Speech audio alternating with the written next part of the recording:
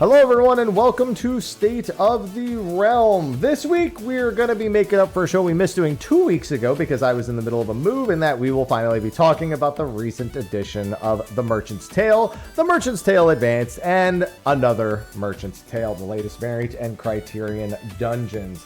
How were they content-wise? Well, I'm sure you've all been part of this discussion for the past couple weeks, but we'll be getting into it again today. I'm one of your hosts, Mr. Happy, and of course joining me is Sly, and we are the cool bros today. Yeah, we are. How you doing, Happy? I'm doing good.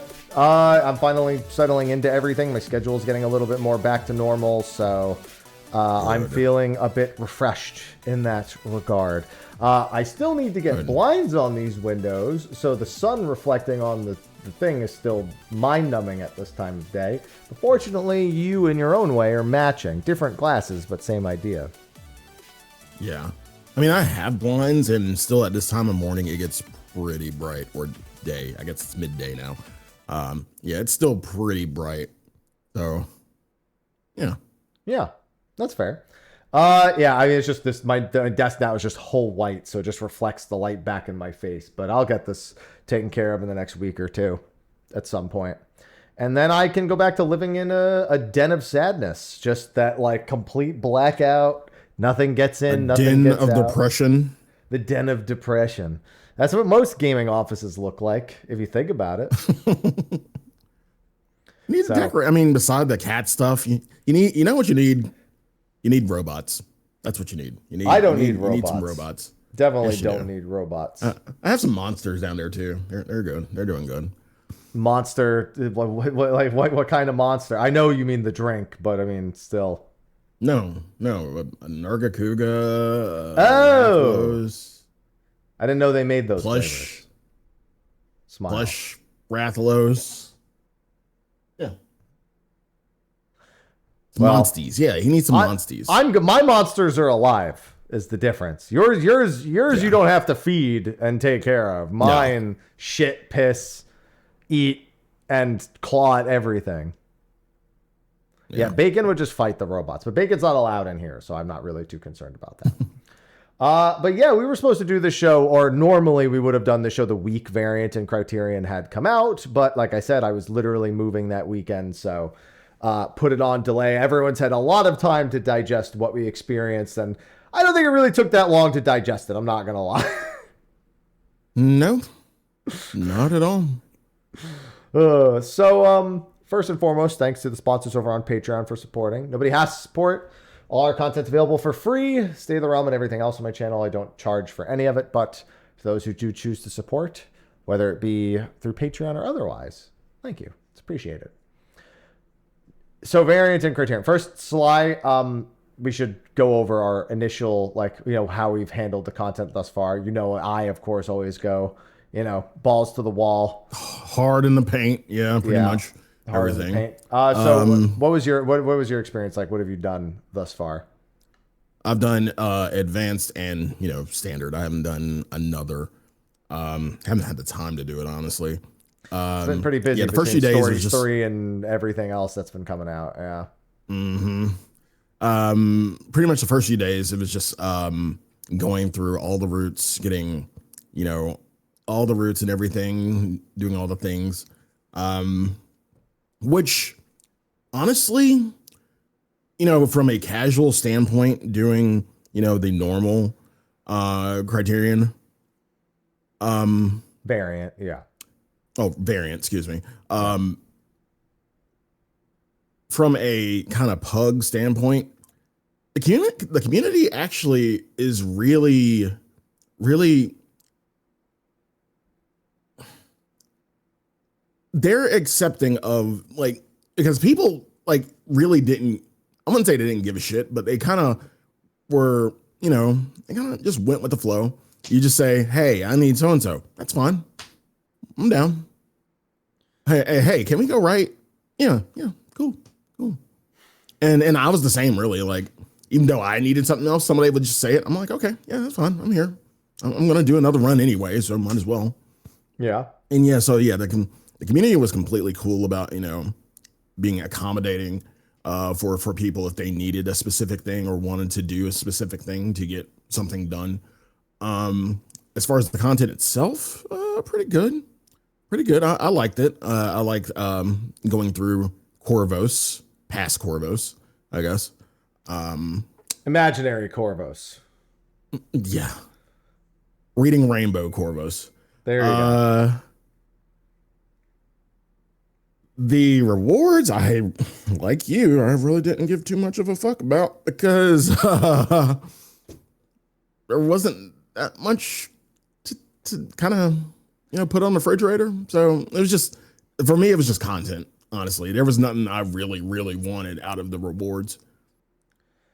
So I did for variants. I'm mostly okay. There's only one change they really made reward wise for variant that I had that I honestly didn't even have a concern with. I think it was probably how, if they had always done variant this way, is how they probably would have done it or should have done it from the get-go. But because of the way variant and Criterion worked in Endwalker, would have been an absolutely horrible idea. Generally speaking, you have all the triple triad cards, you have the minions, you have whatever you can buy with the coins, and a lot of that stuff actually does scale pretty well into future expansions as less and less people do variant. The value of those rewards tends to go up quite well. So as a combined leveling method, guild making method, and just kind of an accessibility of the glam items and everything, it actually ends up working out okay, in my opinion.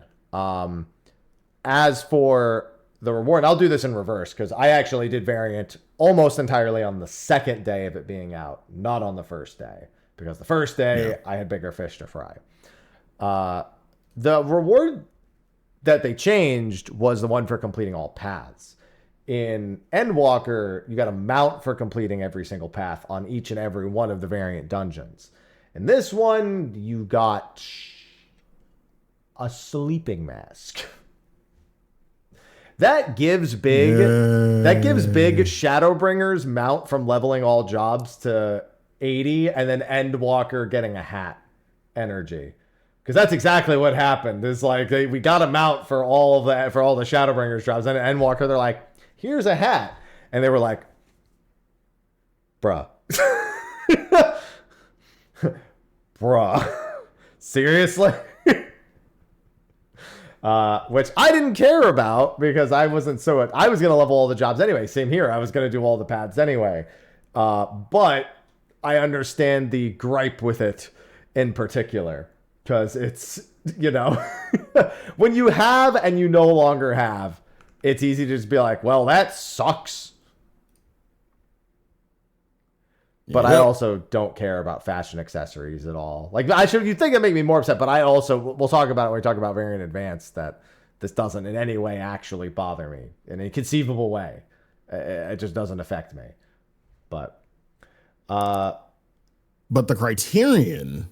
Well, listen, we can't talk about that yet. We can't talk about that. Okay. We can't. Cool. We got to take it slow. We started with the first disappointment that most people had, and that was the paths reward. We can't immediately jump in. That's too much depression all at once.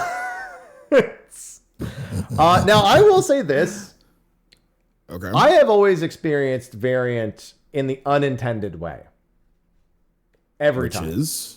I have never figured out the puzzles for myself. In all of Endwalker, I did not actually read the text to solve. I would go back and figure out how people figured it out. So I understood kind of the method to the madness there. But I never, in all of Endwalker, I would do it on the second or third day, and I would just look at all the paths. Like, oh, just do this when you get to this spot, and do that when you get to that spot, and this will give you this ending, and this will give you that ending. So that actually made, I'll be honest, I didn't really like doing all the paths in the previous variant dungeons because it was just too slow, time-consuming, and ultimately uninteresting because I was not engaged in the actual system of figuring it out in any way. I decided to stay blind for this one and actually figure it out from scratch, even though it was on day 2. And that was a lot more fun. Yeah, it is. Yeah, I like figuring out the final puzzle, I guess. Getting certain pieces and doing things and trying to say, I have returned, and nothing happening, but you need another part of the puzzle, and figuring out everything together after you have all the pieces. yeah, it's fun. Yeah, I uncovered so for those who don't really care, technically spoilers here. The whole point of the Merchant's Tale is that you are in a storybook that's been passed down through generations and has kind of had multiple versions of its stories told throughout time. So the idea is you're trying to find what the actual correct ending of the book is. And basically the plot being the merchant is trying to impress I forget if she's a princess or if she's just No, a no, no. maiden. Oh She's no, a maiden. she's just a maiden. Yeah. He's trying to impress the maiden by fetching a rare treasure for her that will impress her.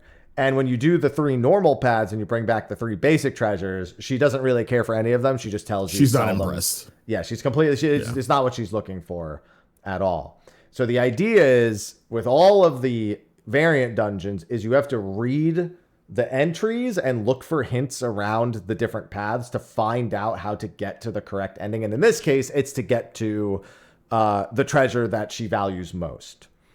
And across the way, you have to generally there's one hint in each of the 3 paths that you primarily need.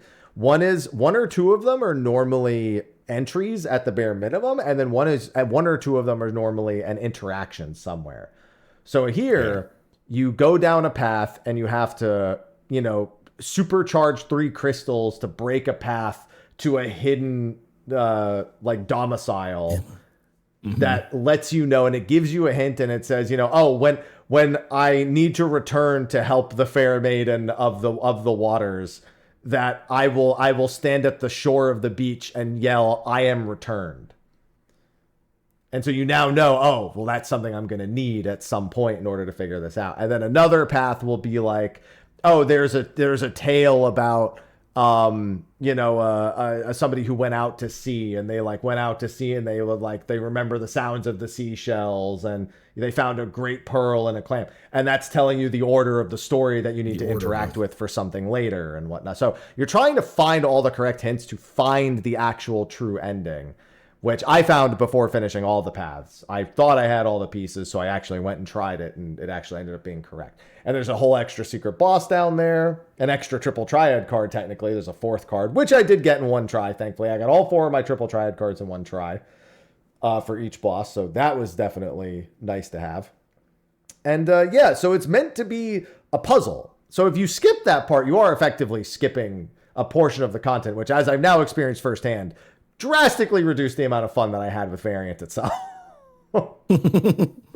Had a much better time just saying, I'm not going to look up how to do it, figuring it out on my own. So if you haven't done any of the old Variant dungeons, I would highly recommend, if that sounds interesting to you, to go back and do them. Not to mention, you're probably missing triple triad cards. You're probably missing minions, the mounts from the all path rewards on the old ones. So I think, again, I have to applaud the content structure for Variant. And I think the rewards are mostly okay, minus the removal of the path reward. They could probably do a little more, but honestly, the glam ends up, again, being worth a lot later down the line as less people do it. So it's a good thing to return back to. And they added a new reward with this Variant dungeon. A very important one to boot. It's worth EXP now. Close. And a good amount. Oh, yeah.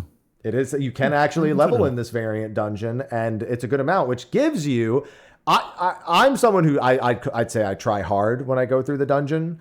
It takes me about 15 minutes, and it's worth about a little bit less than your average dungeon, I would say, but you can do it completely alone. So if you were, I'd say it's probably faster than doing dungeons with trusts, but slower than doing a normal dungeon with 4 players is what I would say. But only also if you're actually comfortable doing it solo. If you do it with 1 friend or 2 friends, because you do it with 1, 2, 3, or 4 people, the EXP actually is pretty well scaled. So while you're doing your paths in the new one, if you haven't done them, I would highly recommend picking a job that you want to level from the 90 to 100 range.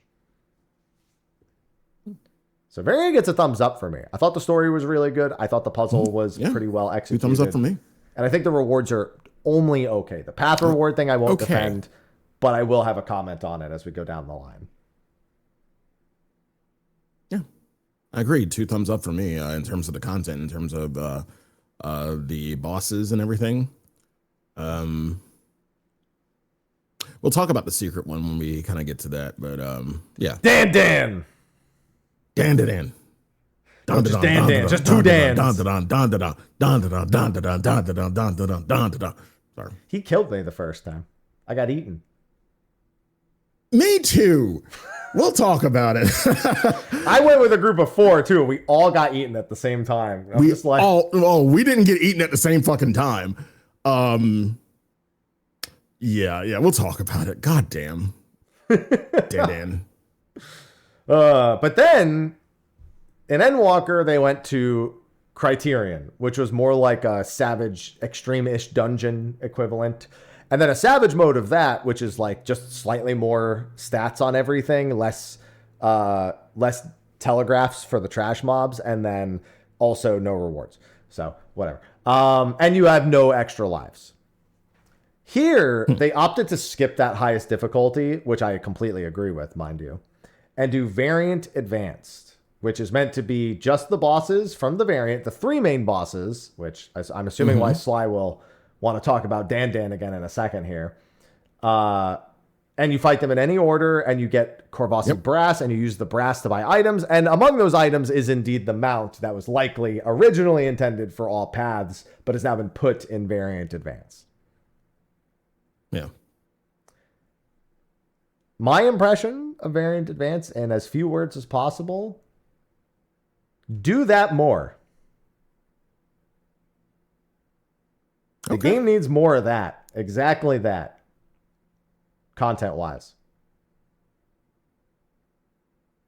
Like are you saying just as a bridge standpoint between, the normal difficulty and the highest difficulty, or what are you saying?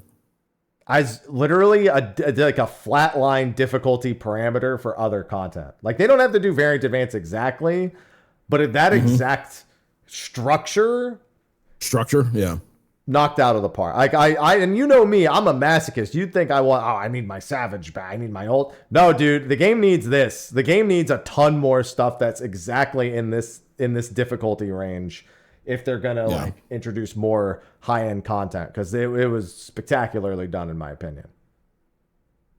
Yeah. Now, you've done Variant Advance. Did you finish all the bosses? Yeah, we did. Okay. Did you do it with a group of 2, 3, or 4? 4. And okay. And the other 3, like I told them, and because it was like my first time, I told them hey, it's first time. They clearly knew everything. They clearly had done Advance several times, and I'm just going in fresh. I'm it's okay.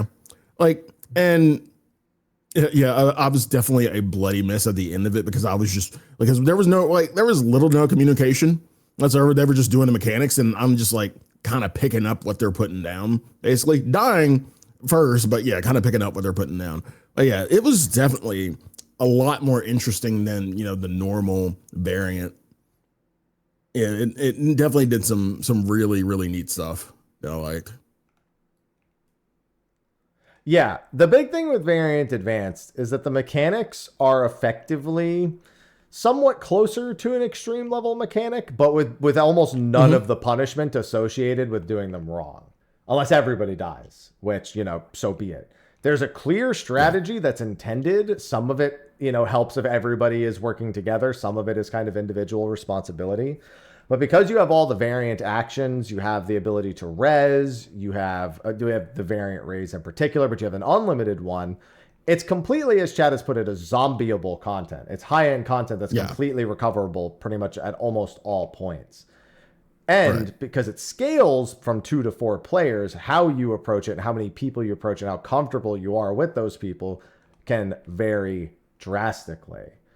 And even just doing it casually to get to Criterion, we were all super impressed that they had put together an encounter of about this difficulty for 4 people with the amount of recoverability it had. And I've seen nothing but praise for the content structure amongst other people in terms of how it feels to do. I've seen a lot of people who don't normally do high-end content going in with a friend or two and giving it a try and finding that they're actually having a good time doing something that's a little harder, a little outside of their comfort zone, but with basically no pressure whatsoever. Yeah, because of the tools that they give us. Exactly. All of the bonus variant actions go a long way towards making that feel more approachable. And as such, it's just a way better. Like the game is, I've been begging for stuff like that. Not obviously not the structure. I didn't know exactly how I wanted it, but I've been begging for something or an idea or a intended design that bridges people up to harder content, or at least gets their foot in the door, instead of jumping right from finishing MSQ to Extreme and Savage, which is realistically your only goal. And each of those is a pretty monumental jump if you've never done anything like them before. Yeah, and here, this is it. Like I and all three of the bosses are pretty well designed too. In the future, would you want them to include the secret boss? Like, because when you talk about something like this, and you talk about something like Criterion too, and you have the main three bosses and they're okay, but you kind of feel like you're missing something by having an advanced version of the quote unquote final / secret boss. Yeah, it's nonsense that they just, I get why. It's because if you didn't do the secret path before doing Variant, Advanced, or Criterion, it's effectively a spoiler in case you want to do what I did and go back. But I don't know, maybe add a flag for it. If everyone in the group has the secret boss, or like when you're actually queuing in, you can choose. I don't know, like just add something to it that makes it in there. Because now all that ends up happening is I love what they end up doing with the boss designs on the higher difficulties. And I have a boss that I see they could do a whole lot more with, but they can't. They never give themselves the opportunity. Like, I don't know. I don't know. Okay, this is a terrible idea. Don't do this. Okay. What I'm about to say, don't do it. But what if when doing Variant Advance, I could get items to spawn a quantum version of the secret boss? It doesn't have to actually be a quantum version, but some sort of item that's earned in Variant Advance or Criterion that is then used to challenge the secret boss in some capacity, Or what if they did it like Quantum exactly and just... I don't think that's a good idea. I was skeptical about Quantum when it happened. I'm still skeptical. The whole, like, you're either doing 15 or you're doing 40. Almost nobody was doing 18, 23. No, well, not necessarily the whole 15-40 thing, just doing it as separate content, making Dan his own fight. Yeah. None of the bullshit, just make him his own fight. Yeah.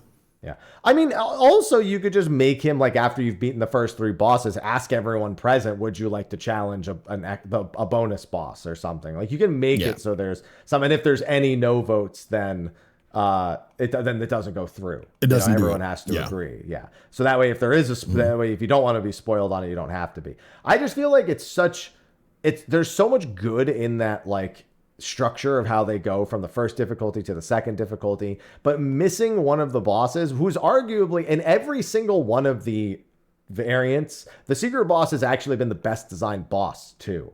Like the Sildine boss, especially, I would have loved a harder version of the Sildine boss.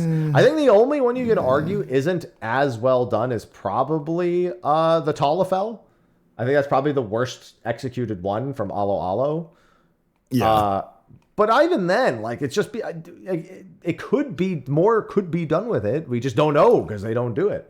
So that's always going to be my sole disappointment. No, I like Dan. He repeats his pattern too frequently, but I do like Dan. Yeah, there's that. And then for me, Dan kind of gets a tick down because of hitboxes. What about his hitbox? What's the problem? Bubble hitboxes. I still don't see the problem. I didn't have any issues with any bubbles, with getting hit by bubbles there. I was good. Yeah, maybe it was just me, but like I was outside, like clearly not being touched by the bubble, and it just, it does a kind of Resident Evil zombie kind of magnet grab to me. Yeah, and that was the thing. Like I'm like, okay, something's going on here. I'm clearly not in the root of the bubble.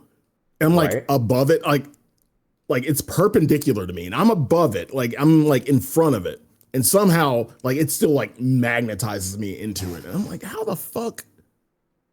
Like the Devour. I mean, yeah, like one of them I was clearly wrong, and I knew that. Like I straight up knew I wasn't making it. Yeah, like Devour wasn't a big issue. It was just the bubbles for me. Like, and it wasn't even like me being egregiously in it. It was just, a matter of like maybe a like not even a yalm, maybe like a yalm or two like in front of it, and it's like, oh, that's the space. And I don't know. I never got hit by any of them. It was never close, so I'm having a hard time really. I was just trying to grade shit. I was just really trying to grade shit, and yeah, like I couldn't get away with it because like they just did not want you to get away with it because of those bubbles. So no, I mean bubbles do. As looking back at Alo, bubbles do have a bad reputation for very good reason. This just wasn't one of the cases where I had any issues with it, in all honesty. Yeah. So it's hard for me to relate because I never came close to getting hit by the bubbles ever.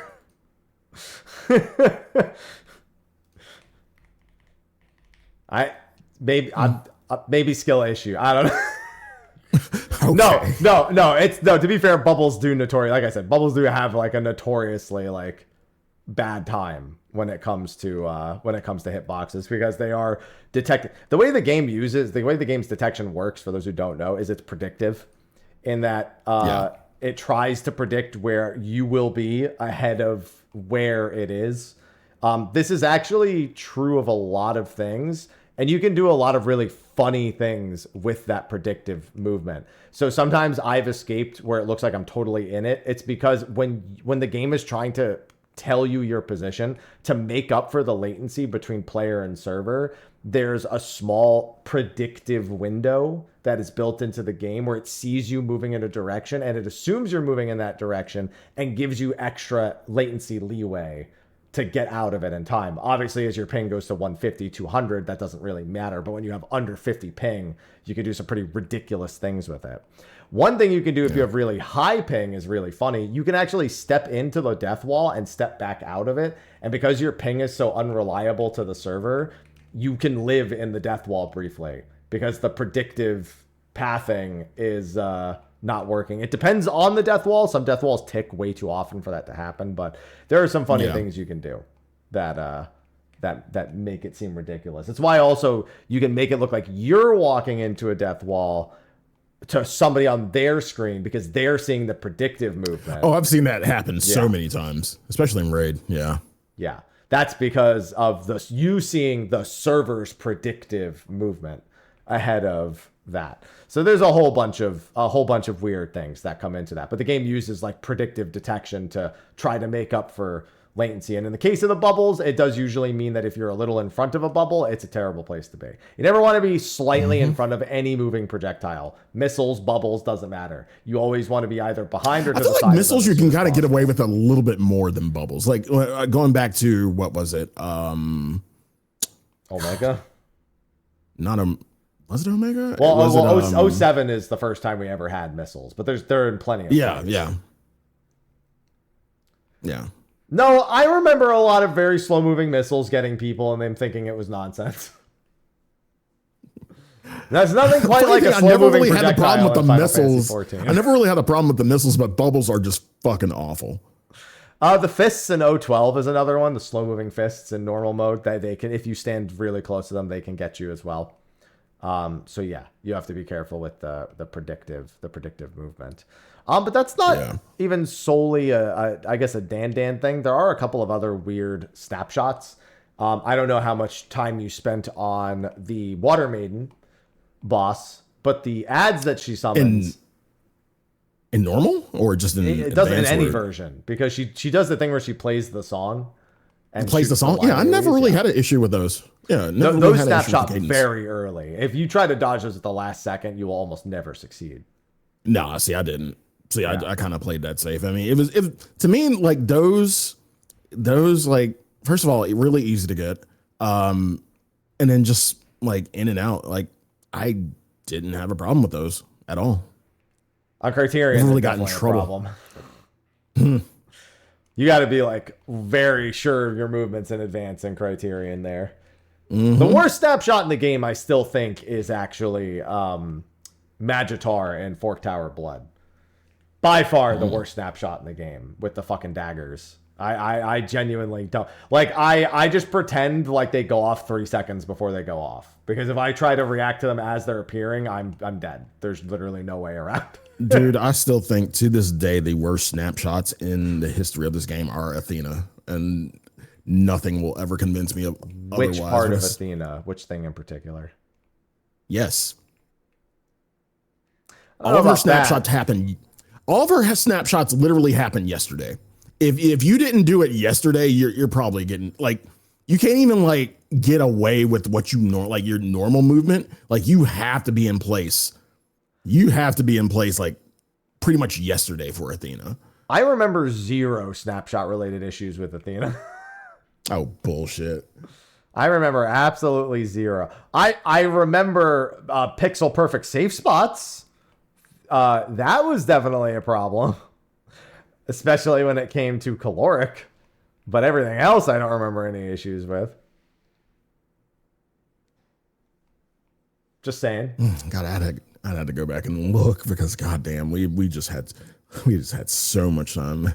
Even our raid leader was like, "Yeah, that snapshot happened fucking yesterday. That snapshot happened a week ago." I actually just remembered that isn't the worst snapshot in the game. The worst snapshot in the game is Innocence Normal's big hit.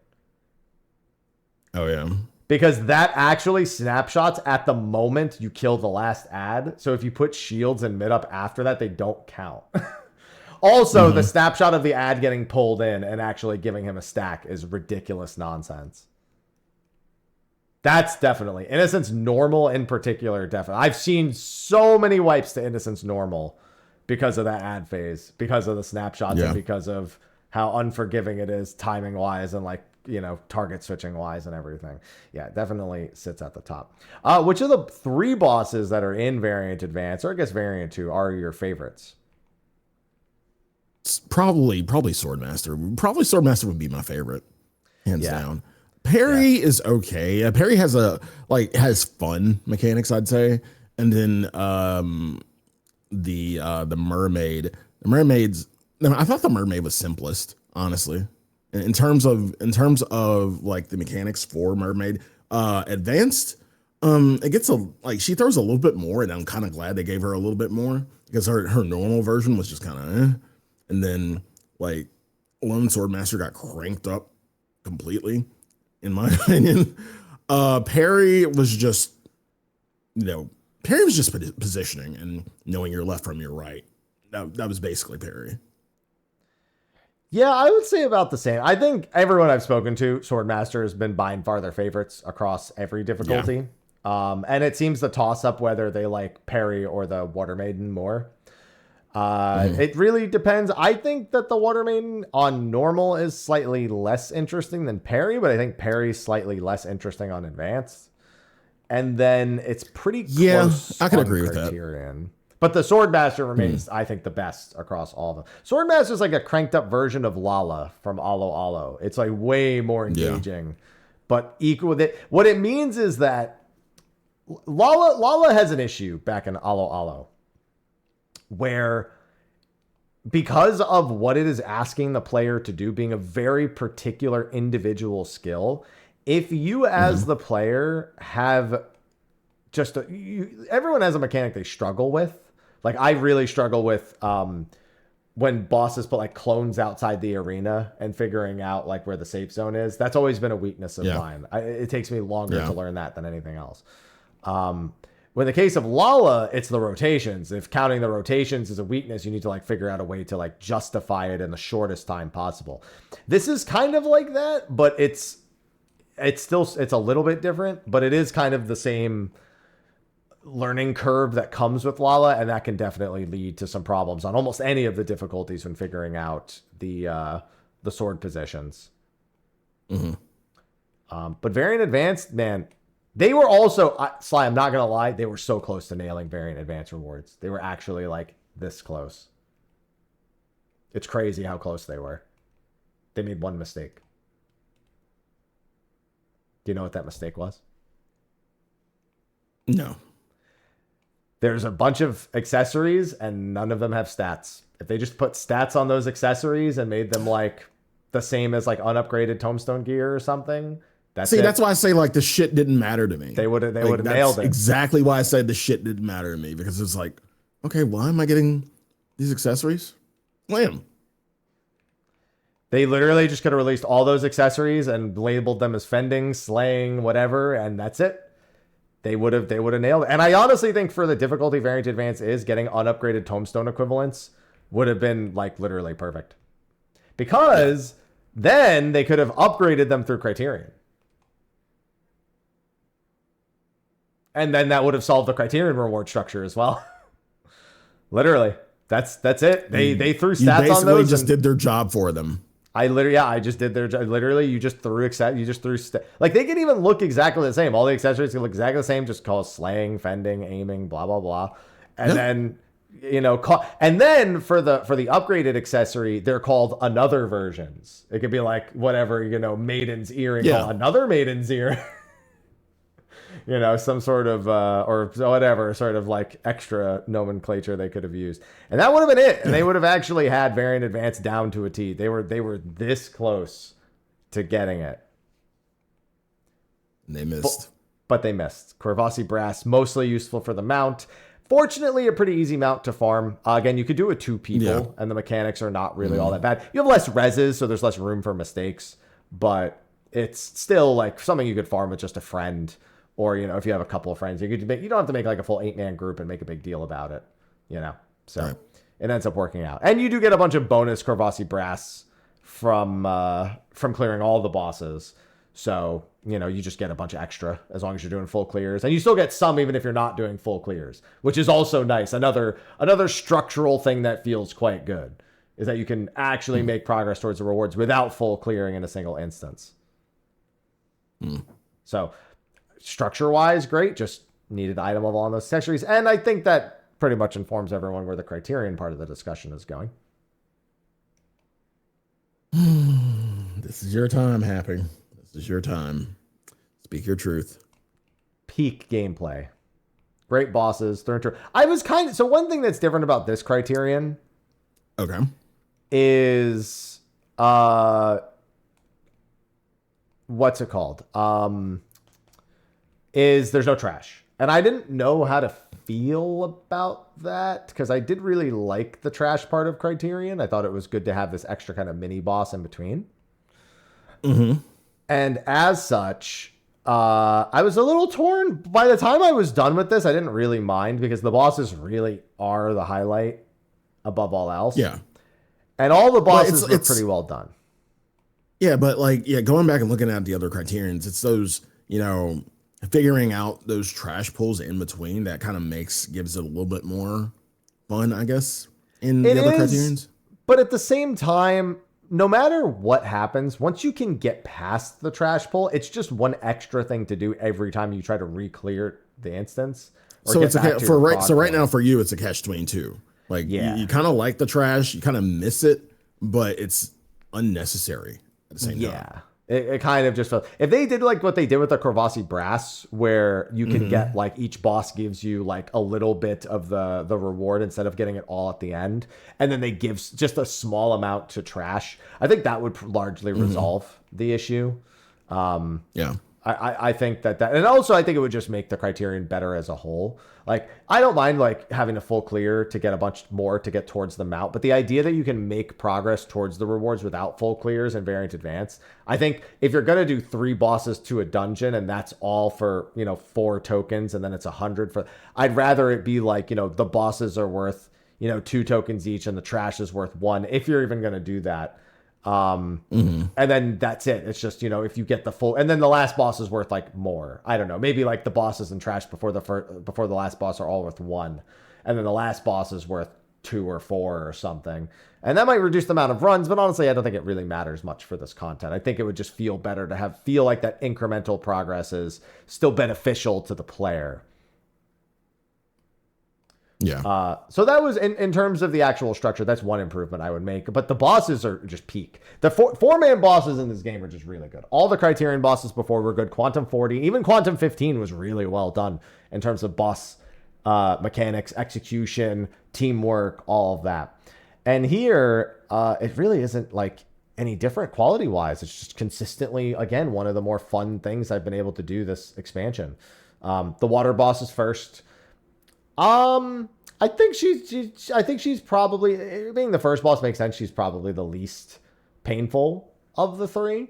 But she has her own moments. There's a lot of there's a lot of adjusting and getting into pairs and spreads and whatnot, and a lot of attention paying to be had. But it feels a little more traditional than the other two fights, which definitely feel like they pushed the bounds. This is like a good fight, but not a great fight. The second boss is the Swordmaster. That Swordmaster should have been the final boss. That thing is monstrous on Criterion. Like, that is probably the best / hardest Criterion boss out of all now 12 of them. That thing is it's ridiculous how, like, literally the fight starts, it does the first raid wide and then never stops doing a mechanic until the end of the fight. It's like one auto mechanic, one auto mechanic, one auto mechanic, one auto mechanic. It's so fast paced and frantic, and you need to figure out the safe spot so very quickly. They did an amazing job with the Swordmaster. It's literally like 5 times as good as the Lala fight in terms of like utilizing that good mechanic.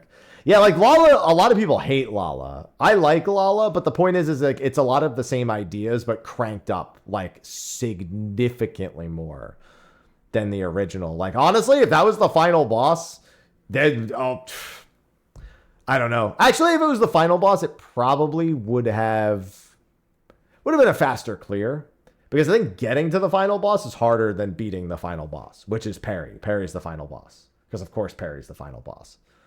Of course. Parry's pretty rough.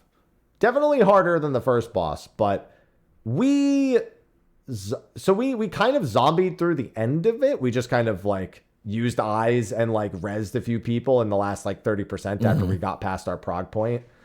And that's harder. That's much harder to do in the other two fights. If you lose people on Swordmaster, it goes downhill so fast. And if you lose people, that can be said of any difficulty for Swordmaster, I honestly feel. Well, except for normal. Advanced, yeah, I can definitely say that. If you kind of lose, like it kind of, well, it doesn't really snowball. It gets rough for a bit before, you get everybody back up, and then before the next mechanic, and sure, you're okay. So it's rough, but not undoable. So you're saying like now it's just in the Criterion, it's just, it's, I wouldn't say impossible, but it's rough. It's really, really hard to like fix problems that arise from it. The way that the debuff application, the way that the positioning ends up working is if people are up or alive or in the wrong position at the wrong times, it goes really downhill really fast. And sorry if you hear the vacuum in the back, but that's just how it is. Yeah, either you two need to start using call signs or you're on a mission. Oh wait, no, I think you're talking about the glasses. Never mind. I thought that was about Criterion.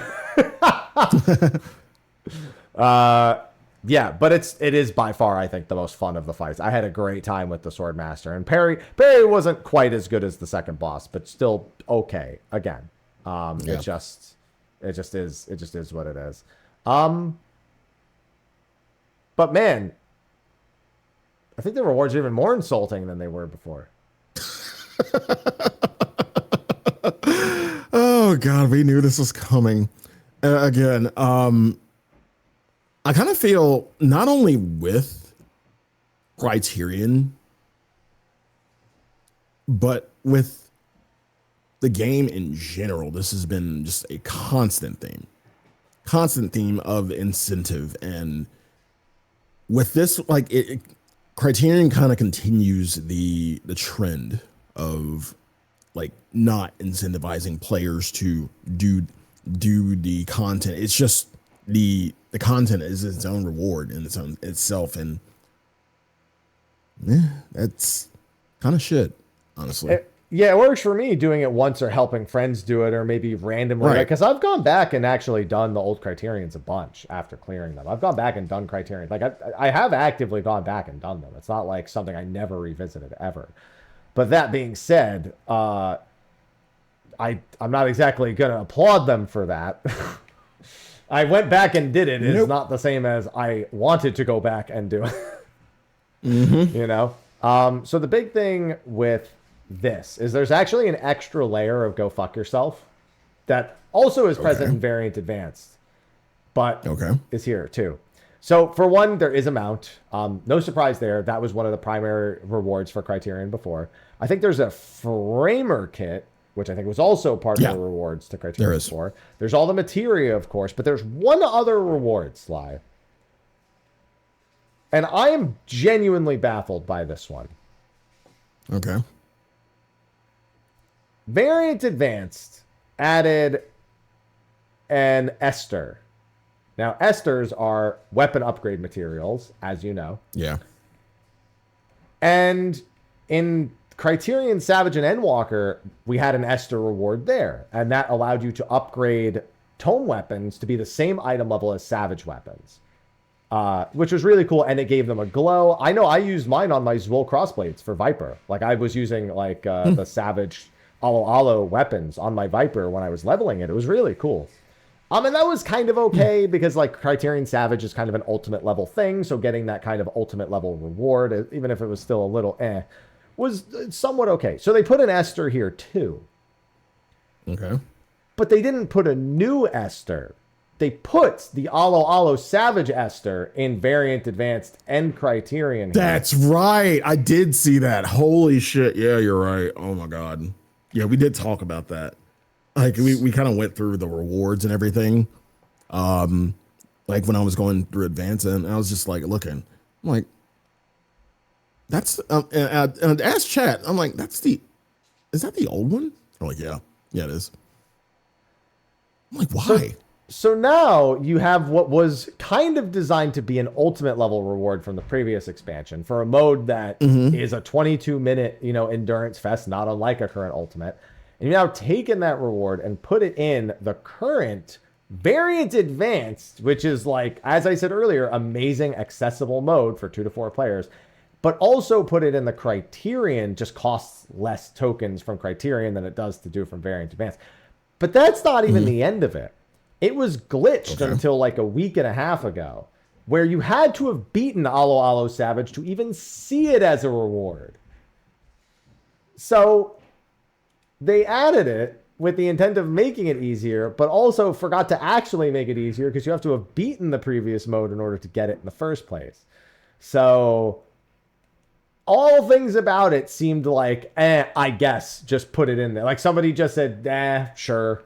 And just decided to throw it in the NPCs, and nobody talked about it or like actually figured out if that was a good decision or a valuable decision in any way.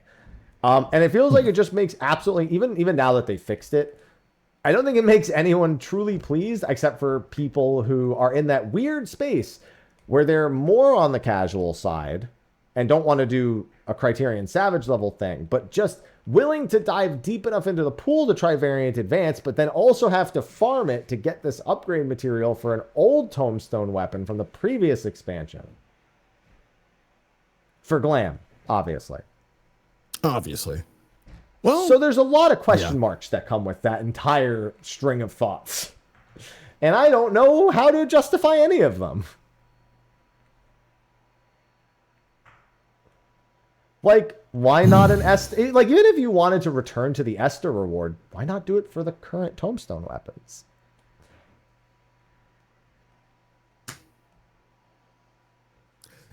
Is it that...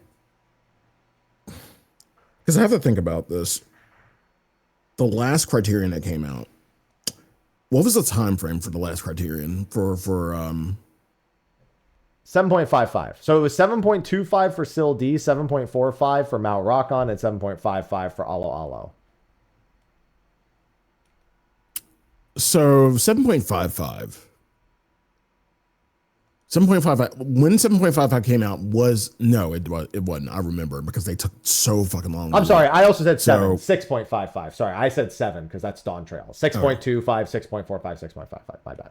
So 6.55. Savage wasn't unlocked. No, Savage was, I believe, would have been unlocked in 6.58, if I'm not mistaken. And even now, Savage, we're still within, the a kind of 8-week point of Savage, I guess. 8 or 9. But either way, it's not unlocked. No. I could see if they made the Esther a thing once Savage was unlocked, that would be a great reward. That would probably be a good. Yeah. I think that would be a good way to go for people who maybe don't want to do Savage and get the upgrade that way, get it through. Okay, what's up? I'm waiting till you're done. Get it through Savage. Just wait until the unlock and then introduce this into Criterion once Savage unlocks. Go ahead. Counterpoint, it's out now. And we want people to do it now. Like, I understand that maybe adding the Esther later is an option, and they're just putting this Esther in now. I don't think that's what's going to happen. Totally understand the point.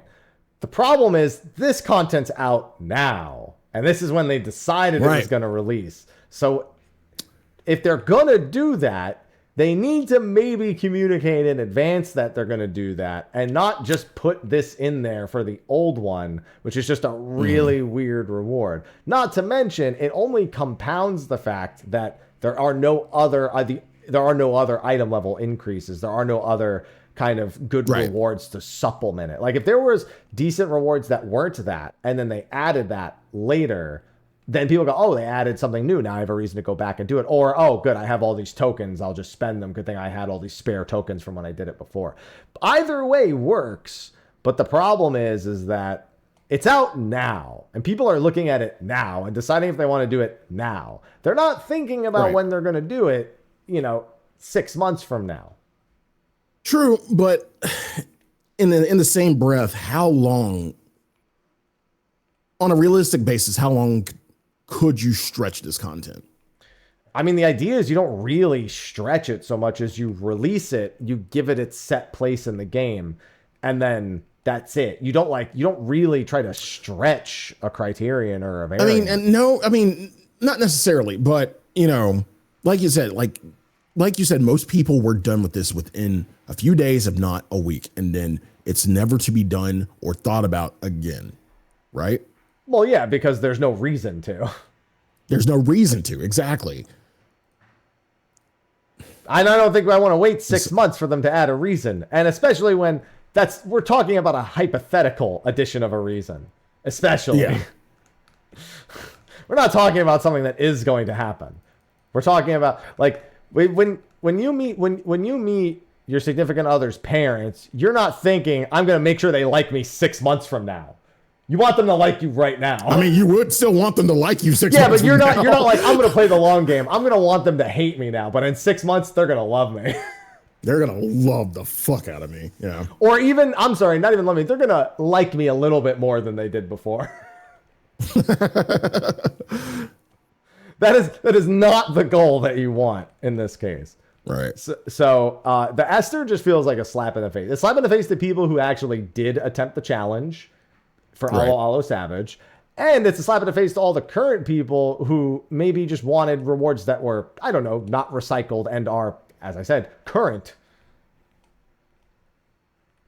Yeah. So it just doesn't really address any of the concerns that largely come with it. Listen, FanFest is next month. If I can ask Yoshi P one question, I am going to sit down and have a discussion with him about rewards. Like, Yoshi P, listen, we're going to need to go to a bar and get a drink because this will not be easy for you. And this will not be easy. What are you, Sugimoto? Yeah. You're going to go with him like Sugimoto and just, hey, we're getting these rewards now. We need a bottle. We know real business is done over drinks. Yeah, it is. Real business is done over drinks. So that's how I have to make it happen. I just have to buy us a bottle of a nice wine, sit down and have a discussion with Koji translating behind him the entire time. Koji, don't worry, you'll also be allowed to drink. I know that may not help the translations, but I think it's a good idea. Because at this point, I just need to ask the question straight up like, yo, so about them 50% more rewards. Do you want to talk about that? You want to talk about Criterion and Variant? Want to talk about those rewards? Hell, even if they had just given us one Tombstone upgrade material that you can buy per week. Yeah. It's been 8 weeks in Savage. Nobody cares. It's not... Everyone who does Savage firmly believes... I guess I can't speak for everyone, but a large vocal portion of Savage Raiders don't give a shit about keeping Savage gear and the item level it rewards exclusive to themselves past like the first couple weeks. Again, like we get shit for the 24 man, and that's like in the next fucking patch. So there has to be some kind of bridge between now and then. Yeah, the people who are raiders want more gear because they want to gear more jobs or gear more characters more consistently. Yep. And also, they want casual players to just have access to it. Or players that don't do high... They don't mind if a player who doesn't step into Savage just gets some item level from doing Variant Advanced or Criterion or whatever, or some other content that isn't the same thing. We don't care. It's like you always say, options. It's like when we were told that Blue Ultimate couldn't happen because it would ruin the prestige. The people who want to do it are the people who already do Ultimate, and we don't give a fuck about the prestige. Do casual players who don't do hard content want? Yes, they do. That's the crazy thing. And they also want glam. Yeah. So technically, sometimes those two things are achieved at the same time. Again, it's just options, right? Yeah. Like, yeah, they don't want to do the hard content, but at the same time, it's nice to be able to have access to eye level through options, like not having to do Savage or not having to do this or that. I'll also raise another point. I have several times over the last several expansions tried to PF on healer like the second or third week, and I get fucking item level locked because I wasn't gearing it for the first 2 or 3 weeks. Yep. They're like, no, it's been 2 weeks. You should have this amount of item level. Bitch, I play a different job. Do you want the help or not? Exactly. We are usually leveling one job when we're going into Savage. That's it. If you're lucky, maybe they have an ult. If they're lucky. But most people are leveling one job through Savage. And we can't really think about everything until you maybe get to the 5th or 6th week. Once people start, getting BIS, if they're lucky, within those weeks.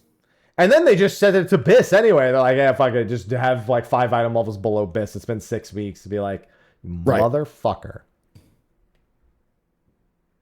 Motherfucker. Well, that's why I want the item level to be Variant Advanced, because there are a bunch of people... Generally, people enjoy player power.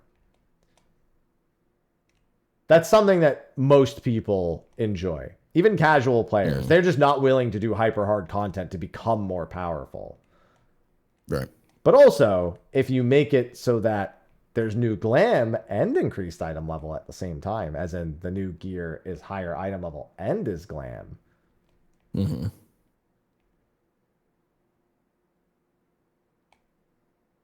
Just saying. Also, if all the high-end players aren't doing something, none of the not high-end players will even remotely show interest in it. Like, people think about doing Savage if they've never done it before, most of the time because they've seen Savage.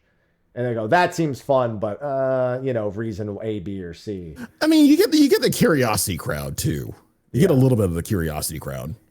If nobody's doing something, then a player who may have considered it just will be like, oh, well, nobody's doing it, so never mind. There's not even that like attempt, because they'll just look at, by proximity of who's even attempting the content. They just may deflect interest in it, even if they thought maybe it would have been a fun thing to do.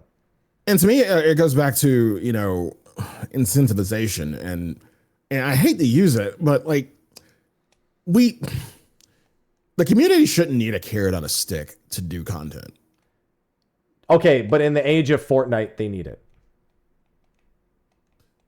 We're in the age of battle passes in Fortnite. You can't have a stick with no carrot. Kids played with sticks in the 20s, Sly. Now they need a carrot. I mean, I played with sticks when I was young. So did I. But like, Yeah. I had a Game Boy. So I wasn't only playing with sticks. Yeah, the Genesis. You know, I started to get options. There were movie theaters and things. But I'm just saying, people want to see that there's a reason. They don't necessarily even need to care about the reason. They just need to see that there's a reason. Sometimes people don't even want the reason. They're like, I don't really care about that, but I'm having fun. And then it'll be good. People need a carrot, or in the case of that one achievement, about 1,000 carrots.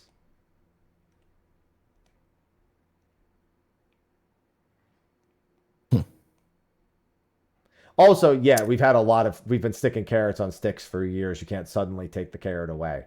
In this case, the mount is the 12 paths, 13 paths. Not saying take away the carrot. I mean, I'm saying we need more than the carrot, and the carrot that we're getting is it's an old carrot. It's a very old carrot. So we need. It goes beyond just simple incentivization. Like how the question is like, okay, yeah, this content is here now. It's probably, short form content can be done within a couple weeks, maybe max. Like if you want people to interact with this content beyond that, how can we do that? Like, again, one idea, well, I don't know if you're with this idea, but one idea would be to make a roulette. I mean, I've been all for variant roulette for ages because it being stuck in that separate menu is awful. Right. Or you can, this is a bad idea. Combine all the variant bosses and, make a kind of challenge council type. No, we don't need anything more on the higher end. We really don't need anything like that. I really like. Okay. I've gotten so much high end content since Endwalker began. I am firmly feet in the ground saying we do not need even more high end content. Like if they're gonna do more high end content, that's like what we have is pretty good. Like another Savage boss, like a 5th Savage boss, would be like. I'm just saying it's something to stretch the life out of not only current but past variant / Criterions. Kind of combine them into something every time, and just keep adding the new one. Oh yeah, I get what you're saying. Okay, that's fair. Yeah, I don't know. It's just I just don't think you could offer an emote and then be like, all right, now run my content 10 times. I just don't think that works. Like there needs to be something else, and whether that means they need to, move at more, honestly, even things like this is tough to do, but even things like more dies that become available through content. Like if you're really going to go for like bottom of the barrel things that start to motivate people, then you have to look at the way that people treat the appearance of their character. You have to think about permanent unlocks. You have to think about what the actual interaction rate with certain game systems are. Like, because you can really sucker people into doing things. I mean, that's, again, the Fortnite era is about suckering people into doing things. That's what every game does nowadays. It just suckers fuckers into thinking, hey, I have to do this. Gear equivalents for separate jobs, even minor item level boosts for not very much harder content after the Savage comes out are kind of like low-hanging fruit as well. And not at the cost of something else. I think people also feel a bit miffed that there are people who may have seen the mount at the end of the 13 paths and then been like, oh, that'll do variant advanced after that, but then they got mad that the mount even got sent away and they're like, well, fuck them, I won't do it at all now. Yeah. So they really have to hone in on what exactly are the motivating factors. I mean, let's look at it this way mathematically. On average, about 15 to 20% of the player base is engages in Savage at some point or another in a patch cycle. Sometimes more. We have seen numbers that represent 25, even closer to 30%, especially for that first Savage tier. Okay. Would you rather have 1 to 5% doing variant, advanced, or Criterion, or would you rather somewhat look at that 25 to 30% and go, well, I wonder how I can at least get them to do it? They're already going to do it. No, they won't. A lot of them just said fuck it and didn't do it, or they'll do it once and never do it again. Whereas Savage, that's what I'm saying. They're going to interact, like a good portion of that 20% will interact with it, not for the purpose of gearing, but just for the purpose of the content itself. Kind of like what you did, basically. You don't need the a lot of gear. people that do what I did just didn't give a fuck. They said, I'm not doing that. They didn't even look at it as that. They were just like, no, I'm not doing that.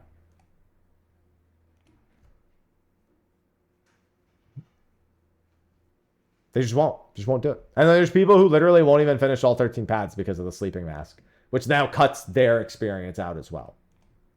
Right. So that's what I'm saying is like, you can only upset people through some of these decisions, and you will not, like, I can sit here and tell you how great the fights are and how clever the solving mechanic is.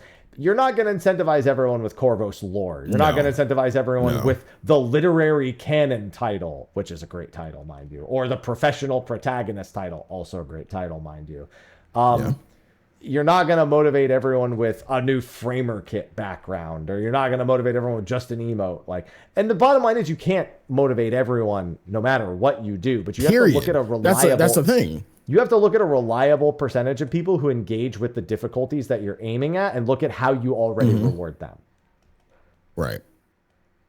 And that's what I feel like is somewhat missing. Like, if you're going to make a Criterion, you're going to make a Quantum, look at what people's motivation is for doing that level of content. I think Quantum 40, I'm not even going to say I judge too much. Quantum 15 is really where the judgment point would stand there. And I think Quantum 40 is an extension. I kind of feel like, you know, gauging that number is way more subjective than you think, because, like, again, at the end of the day, this is a theme park MMO, and people are going to do whatever the fuck they want, period. Yes. So it's kind of hard to gauge, like, what percentage of what percentage is going to interact with something. It's really difficult. This is true. Because this is very true. But you have some idea of how many people interact with systems at certain difficulty levels already and why they interact with them. You can't guarantee they will. That's impossible. But you can at least get what's already working and duplicate that to some capacity. As a bare minimum. Like extreme trials, that's usually upwards of 35% of people that at least enter extreme trials. And so that's a good metric to aim for. What gets them in there? Well, they have a triple triad card. They have a mount. They have weapons for every single job, which is effectively glam for every single job. When it's brand new, sometimes it's an item level increase. Sometimes it becomes an item level increase for an alt, depending on how you actually go about doing it.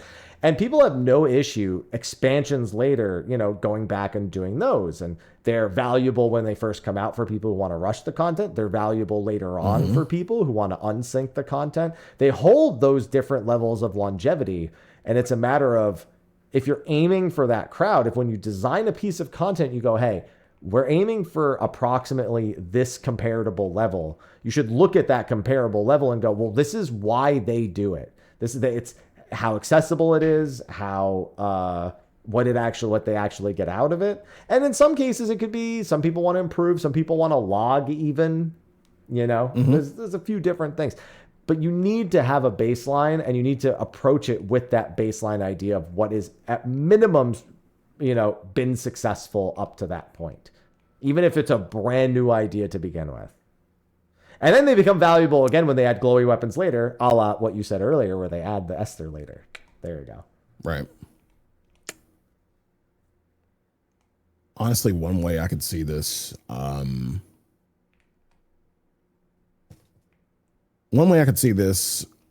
know, kind of being incentivized, throw money at it. Throw something that, you know, you can make. That's pretty much the simplest way. Is the thing. That's not even like the chief concern. Dude, I literally went back and looked at my Criterion and noticed that I had notice that I had, what's it called? I had like 50 coins from each of them. The Orchestrions are like 2 to 4 million a piece. I just bought them. I just listed all the fucking Orchestrions. That's one thing. Okay, that's one thing you can get out of it. Anything else you can get out of it, you can put on the board. Anything else beside the Orchestrion? The mount. And in the case of variant, pretty much everything.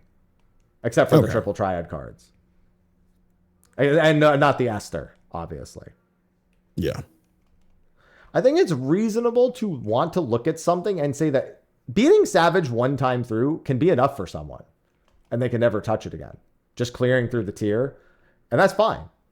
But the game doesn't shirk its responsibility to maybe give you a reason to go back next week. No. That's what we're aiming for. You could be someone who only clears Criterion a single time, and that's fine. But that doesn't shirk the responsibility of the game giving you a reason, a good enough reason to go back in. And it is the game's responsibility to have that. If they want to design a content that's meant to be one and done, and they communicate that we are making this as a challenge, you could do it multiple times. We've made sure, like even ultimates, they give you a reason. You could beat an ultimate once and never do it again, but are there reasons to go back in? Absolutely. Is there a limited number of that? Yeah, sure. Once you have every weapon, you technically have no reason to go back in except that you find it fun. Mm-hmm. But the point is they don't say, well, it's so hard that maybe some people only beat it once, so we just won't even bother. You know? Yeah. You just because people may only do it once doesn't mean you shirk the responsibility of giving them a reason to do it more than once. It's not about giving them infinite reasons to do it. That's important.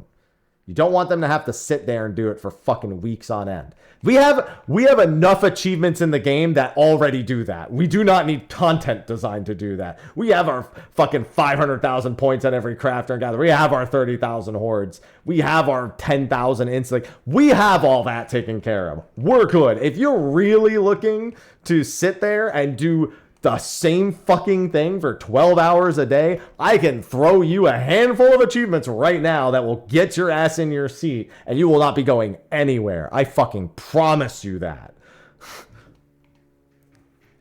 But if more than once is a good bare minimum, I feel. More than once, I think, is not unreasonable. And a genie mount does not count as more than once. No. That's not. No. I'd also be okay if these were unsinkable later. This is same with chaotic. Regular Criterion, this isn't content that needs to be kept on a pedestal, in my opinion. Yeah, I agree. So, I'm good. Yeah, if you want, dude, I'm almost done with every relic up to this current patch. You want to grind? I got a grind for you. He does. He's done the drugs. I literally need 10 more waning Arcanites and I'm all caught up. Less than 5,000 tomestones basically at this point. Less than 5,000. And I started achievement hunting in general. Yeah. And boy, let me tell you, fuck. That is the correct word. That is the correct sentiment to have. Let me tell you. Fuck. Yeah, I need to do 200 high-end duties as Dark Knight, so I got to get a group together to do 11 second kills he's doing the good drugs. 03 normal. I need to do 900 extreme trials on all 4 tanks. So that's 3,600. Well, I mean, I already have some progress, but like in theory, if you were to start from scratch, that would be, that would be 3,600 extreme trials. But there's mounts, there's titles. I got to do all the Blue Mage routine mission logs as well as every extreme trial with a full group of Blue Mages. Silence Echo turned on and Unrestricted Party turned off. I got to get that together because I never did all those. I have 400 more instances to do for 10,000. I have to finally solo Palace of the Dead. I have to get 100 pieces of the Accursed Horde without using a Pomander or Protomander of Intuition. I'm not doing 30,000 Accursed Hordes. Go fuck yourself. Not a remote chance. Like, I've got shit to do, man. I got to go back and do some Dalriadas. I never got 50 Dalriadas as an achievement. And I have all the PvP achievements, Sly. PvP achievements are reasonable. More reasonable than PvE achievements, I feel. Have you lost your fucking mind? No, I have not.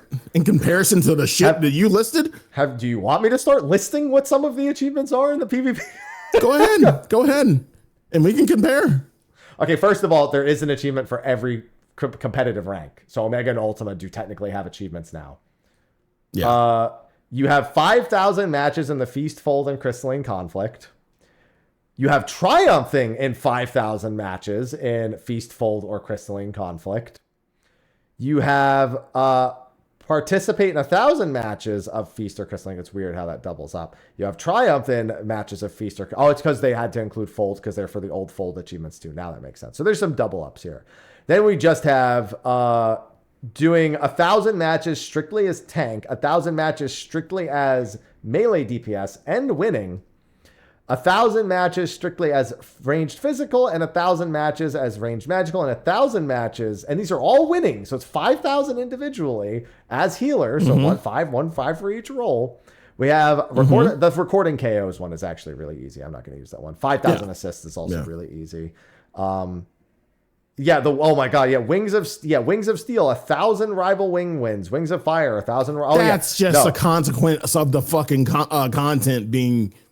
It's the content. It's being rival. Chat, so. I'm organizing my own PvP days. Rival wings exist for a reason. Chat, do we go to Dynamis and just win trade frontlines match?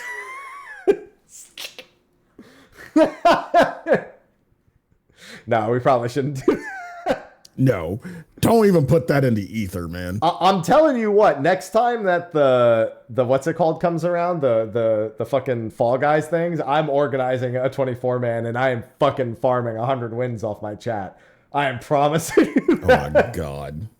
How much money are you going to throw at that? How much gil are you going to throw at that? Gil, I'm going to throw them a thank you.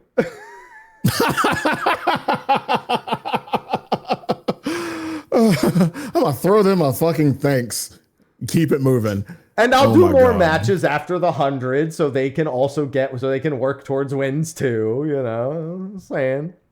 And I'm sure some people will not just hand me the win no matter what. They'll be like, it's funny you invited me, but also I don't have to listen to you. There's also, of course, the Duty Mentor Roulette grind. That's its own set of achievements as well. Why are you looking at me like that? Sure. There's all the crafting and gathering achievements. There's, successfully making every item in the game, basically. There's collecting the triple triad cards, defeating the opponents, collecting all the fish, collecting all the big fish, collecting a certain amount of items in certain level ranges. There's completing 200 guild hests. I need 50 more guild hests. I can do that. That's not too bad. There is an achievement for almost every relic in the game from Heaven's Word onward, too. So I do have those taken care of. And then there's all the crafting and gathering relics from every expansion prior that has their own achievements, Sly. Like I said, if you want to grind in this game endlessly, I can point you to a few different things. But that's not what we're asking for with this content. We're just asking to want to do it more than once. Yeah. And I feel like my body's giving out on me after that rant. It's like, okay, they get it, bro. They get it. Just fucking stop. The point's been made. Okay. Ugh. It's gonna be a fun wait till 8.0 for me, Sly. Oh, but before we wrap up, since we are talking about achievements and we are kind of done talking about Criterion at this point, I would like to remind Square Enix that you do not need a 5 or 10 million point achievement for ocean fishing. 3 million's enough. You just need to add new achievements that are route specific, and that should be more than enough. Okay. I just did ocean fishing again the other day. I did it yesterday, Sly. I got my 16,000 points on the Ruby route. So that's good. That's taken care of. There are some other ocean fishing achievements I could work on, but we don't need another point one. That's it. We're good. We don't need that anymore. So thank you for my PSA.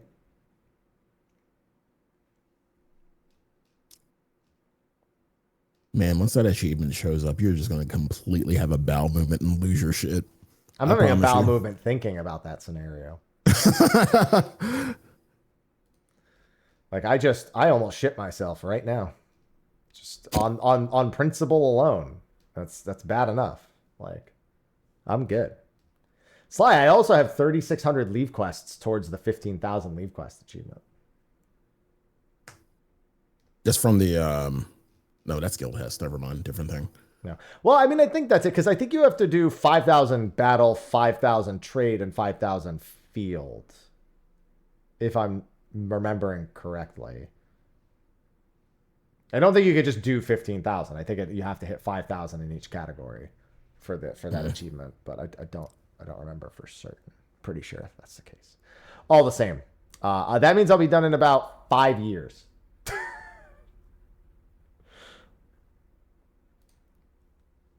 Can't wait. Looking forward to it. Can't wait.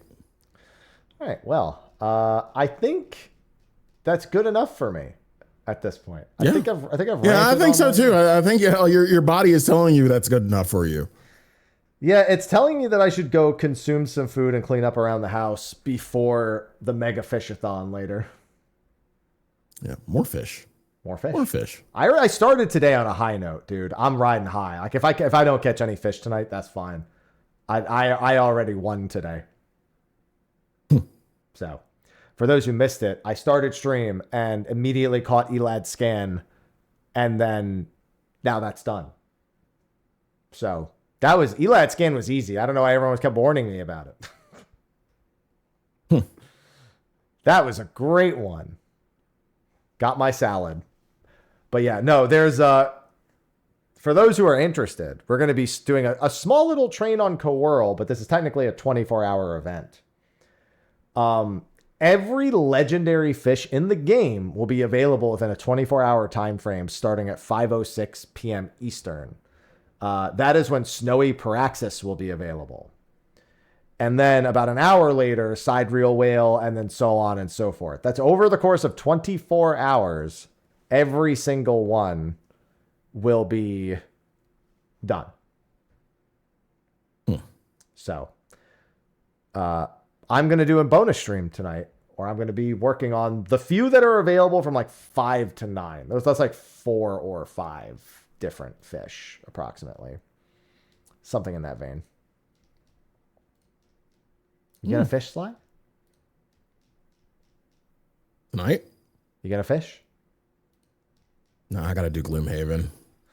That's not fish.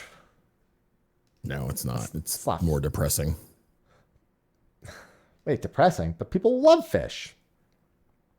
No, I said Gloomhaven's depressing. There's gloom in the name. Gloom. Yeah, but you said more depressing. That implies that the fish is also depressing. No, I was saying Gloomhaven's more depressing. Yeah. Okay. It's fair. All right.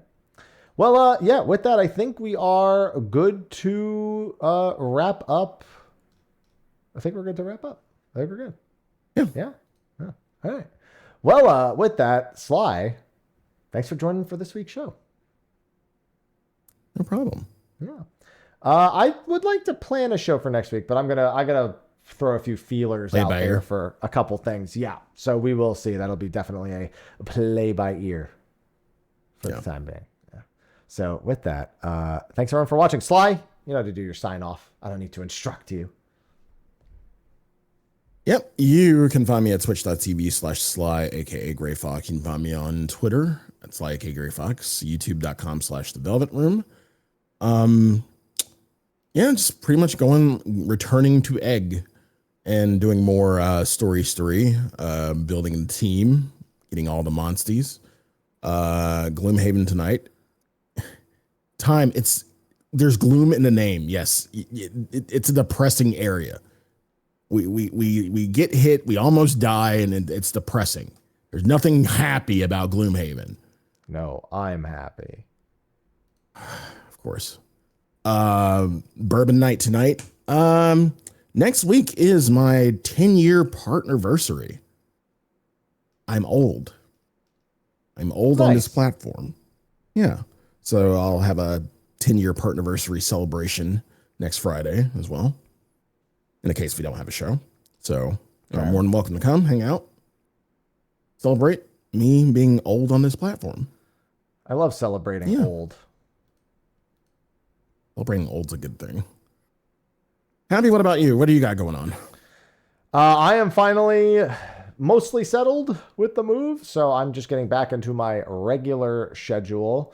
Feeling a few things that I haven't worked on in a while. I might throw some time at soon. I haven't done some shiny hunting in Pokemon in a hot minute. I never even played ZA, so we might do some. Now that Pokopia has kind of infected me a little bit, and I have a Switch 2, I might actually maybe do a little bit of a ZA playthrough this week. I haven't played through it, so I have to borrow it from Sophie, so that might be something to do from scratch over the next couple of days. And then there's a whole bunch of things I just haven't had time to get to that I have to get to sometime in the near future. But I'm getting my bearings again, pretty much. Yeah. With everything. So, yeah, appreciate the patience as I get back onto a more regular schedule. And also Fish. Most of my achievement hunting, fish I'm probably going to do waiting for 8.0. Will fish be consumed while fishing? No, I don't cook fish in this house. Oh, The smell of fish just absorbs into everything when you cook it indoors. And I don't want that. good thing, man. It's not a good thing when it just lingers. Whole kitchen smelling like some catfish, man. I mean, that's fine, but it stays for a really long time is the problem. Sophie also doesn't really like fish or the smell of fish. So that especially won't fly. So I get fish when we go out to eat. Oh. That's what I do. That's the compromise. I get fish when we go out to eat. But yeah, that's going to be a wrap for this week's show. I'll be sure to upload this and last week's show on the same day, basically at the exact same time. So please look forward to that tomorrow on Saturday on March 21st. And yeah, we're going to go into a short post show, and then I'm going to take my break, and I'll be back in about 3 hours. Probably about 4:30, about 30 minutes ahead of the first big fish with Snowy Paraxis. So looking forward to that as well. But with that, we will see you next week or when we see you. So thanks for watching, and we'll see you then. Until then, bye-bye. See you soon.